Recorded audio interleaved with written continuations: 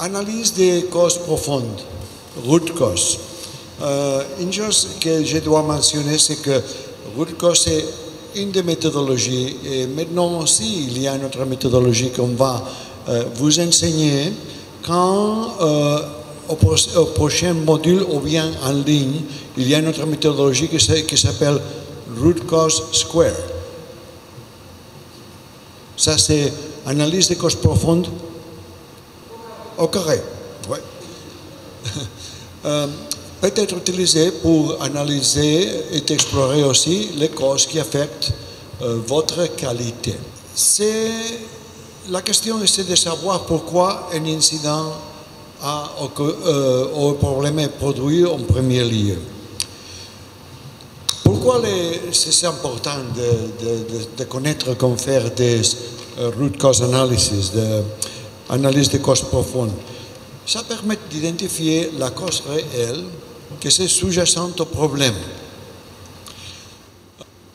Réduire le risque que les mêmes incidents se produisent parce qu'une partie de la root cause analyse, c'est de faire un plan d'amélioration.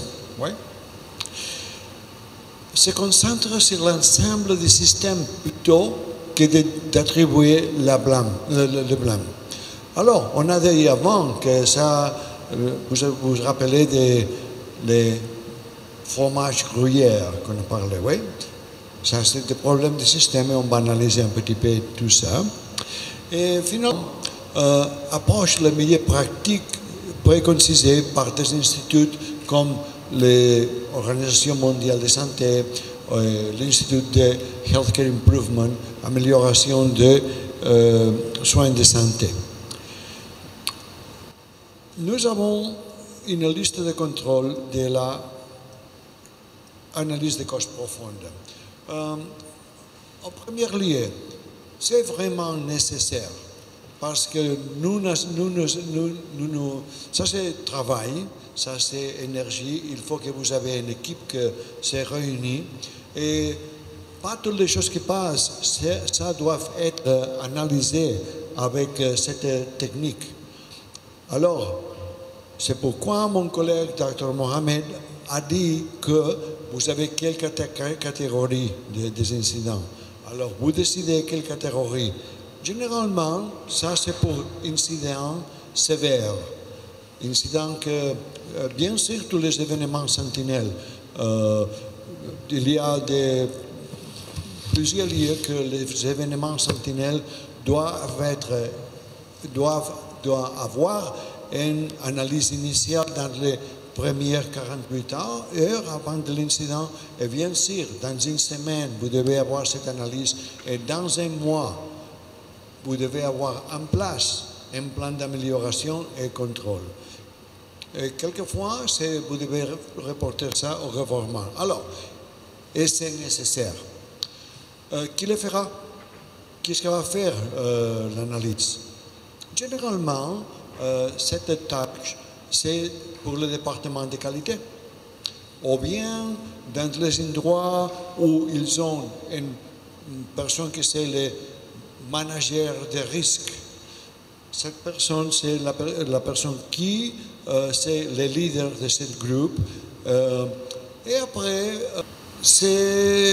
quels objectifs nous avons quand on fait ce type d'exercice? Qu'est-ce qu'on espère que les résultats, n'est-ce pas? Alors, l'équipe. Qui va diriger l'équipe? Bon, ça nous porte à la prochaine phase, que c'est l'entraînement. Vous devez avoir une personne qui connaît ça. Et si vous n'avez pas une personne qui connaît comment faire le root cause analysis, c'est bien que vous cherchiez des aides au dehors. Ouais.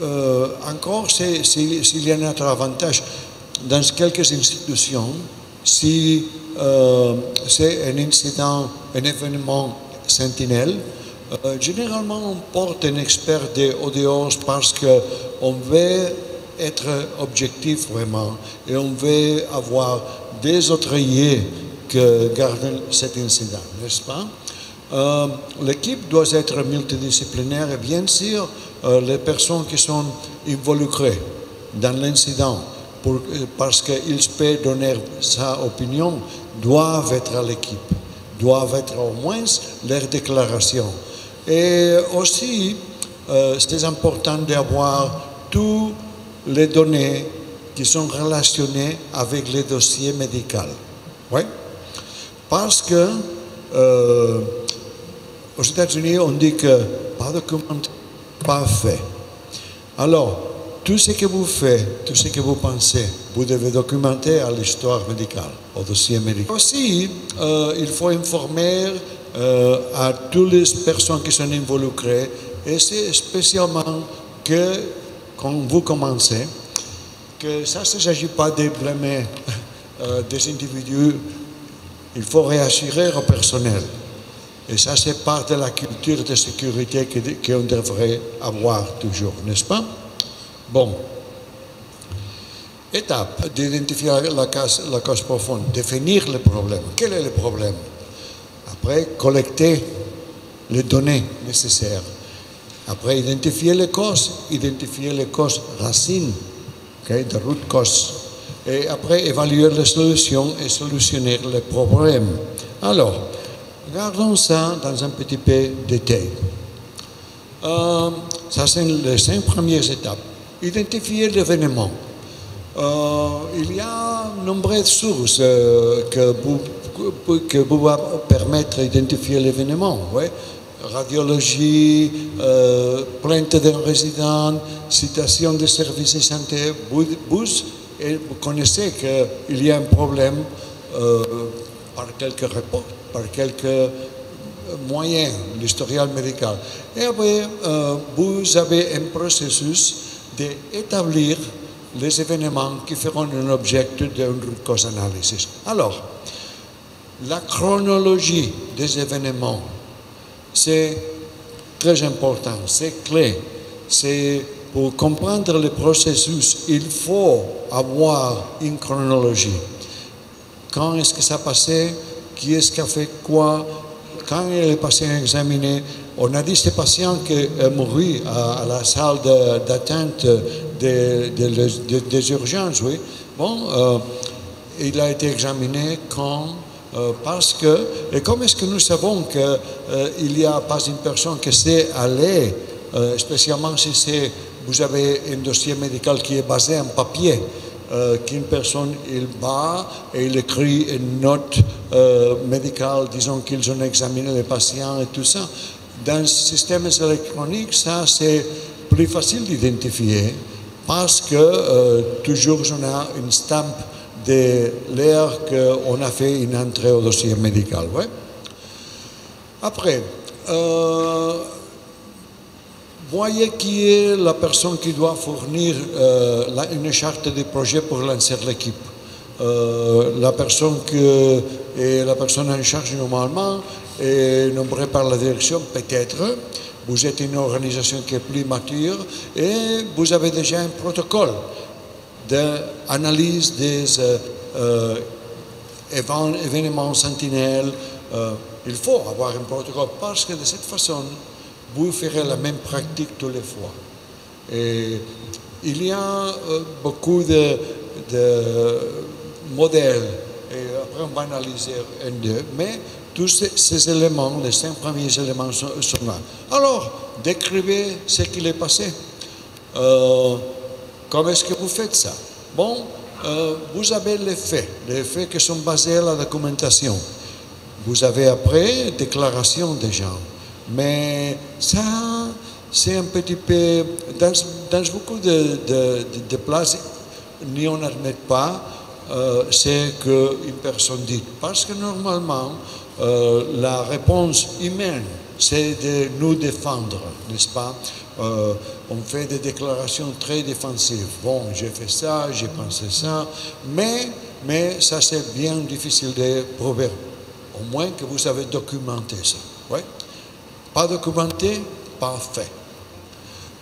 Après, il faut identifier les facteurs qui ont contribué, les situations, circonstances, conditions qui ont augmenté cette probabilité ou cet événement de passer. Et identifier la cause racine de ces problèmes qui a passé. Les autres défis sont de concevoir et mettre en œuvre les changements pour éliminer la possibilité d'une occurrence à nouveau. Ouais. Et mesurer après, d'une forme continuée, l'application de cette politique, de ces changements et les succès que vous avez eu dans cette application. Une petite analyse des facteurs contributifs dans un incident. Par exemple, sont des choses comme charge de travail, stress, perte de mémoire, problème d'équipe, fin de séquence de la tâche.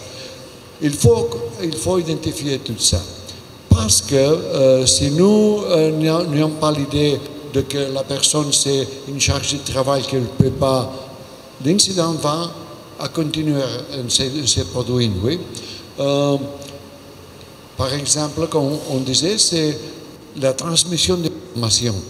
Quand on change le personnel chaque 8 heures et on ne donne pas un report nécessaire, ça c'est un des grands risques de passer toute la documentation qui est nécessaire pour éviter que ça se produise une autre fois. Non? Et aussi, c'est important de garantir que tout ça c'est centré sur le système. Non? Le 5 pourquoi. C'est un outil qui demande toujours pourquoi. Qu'est-ce qu'il a passé, pourquoi a passé. On répète la question 5 temps. C'est assez géré pour identifier la cause, pas les symptômes. On analyse l'évidence, on élimine des questions dans votre système qu'ils doivent partir. Et aussi, on cherche les possibles meilleurs que vous pouvez introduire dans votre système. Et aussi, l'objectif, c'est aussi de construire une culture qui embrasse le progrès. Oui? Par exemple, il y a un hôpital qui registre une augmentation des infections nosocomiales. Pourquoi y a-t-il plus d'infections nosocomiales? Cause, on pense qu'il y a la manque d'hygiène des mains du personnel. Pourquoi le personnel ne se lave pas les mains correctement? Ouais. C'est une question qu'on a identifié qu'est-ce qui a passé. Non? Il n'y a pas de sensibilisation. Pourquoi le personnel manque de sensibilisation? Information insuffisante. Nous n'avons pas toutes les réponses. Pourquoi l'information c'est insuffisant? Parce que nous, on manque le budget. Et pourquoi y a-t-il un manque de budget? Ça, c'est la cause racine. Dans cette 5 questions, on arrive à la cause racine. Oui? Why? C'est une bonne pratique. L'autre, c'est le diagramme des poissons de Ishikawa. Ça, une autre fois, ça devient de l'industrie de l'automobile. Vous en avez un là. Et ça, c'est bon parce qu'à la fin, nous avons les problèmes. Non? Et il y a des facteurs contributifs. Généralement, que vous devez décider quels sont les facteurs contributifs et finalement nous avons un problème. Alors, vous avez un petit poisson pour vous qui est en blanc et nous avons ces patients qui arrivent à l'urgence en raison d'une dyspnée. Il a été vu bien par la cardiologie à l'urgence en raison de douleurs thoraciques. Il est parti contre avis médical car il a attendu plus de 4 heures pour un lit. Il a un bilan qui comprenait une nouvelle radiographie. Il y avait un pneumothorax qui a été vu par le médecin d'urgence ou le radiologue qui l'a signalé comme normal à l'aide des modèles des rapports qui s'étaient contemplés. Ouais. Personne ne peut comparer avec la radiographie antérieure. Discutez entre vous comme on va faire un diagramme d'un arrêt de poisson de ce problème. Alors, diagnostic de pneumothoracx qui n'était pas diagnostiqué. Le patient a été admis le jour antérieur, a resté en urgence et a parti contre avis médical. Ça, c'est un des facteurs que peut-être on a nous aidé à penser qu'il retourne pour le même problème. Parce qu'hier, il est parti. Facteur humain. La première visite à urgence a lieu, mais ça, nous n'avons pas cette information. Mais la première visite, c'est dans le week-end de vacances. C'est une période occupée au service des urgences. Ça, c'est une information que nous, on gagne de le dossier médical. Ouais. Cerner, c'est un système informatique. Ouais. Il y avait beaucoup de problèmes. Et pour la radiologie, ça a perturbé le flux de la routine des reports des radiologues. Et on a trouvé que, oui, on pouvait avoir accès à l'information de la journée antérieure, mais ça, c'était pas immédiatement available pour nous. Ouais. Ici, seconde présentation, tous les résultats négatifs. Le patient n'a pas été examiné par le médecin des urgences, a été examiné par le cardiologue. Et ce médecin a pensé que le cardiologue a déjà examiné le patient bien la journée antérieure et que la pathologie ne s'est pas changée. Oui. Un modèle de préampli, de normal pour les radiologues. Et communication. Le technicien de radiologie a vu le pneumothorax. Il l'a vu. Mais c'est un hôpital qui c'était un grand hôpital. Et le technicien de radiologie avait encore 10-12 patients. Oui. Et ça, c'est comme ces choses passent. Il y a un pneumothorax qui n'est pas diagnostiqué. Oui. Simplement, c'est un exemple de comme vous devrez penser pour imprimer un diagramme de Ishikawa.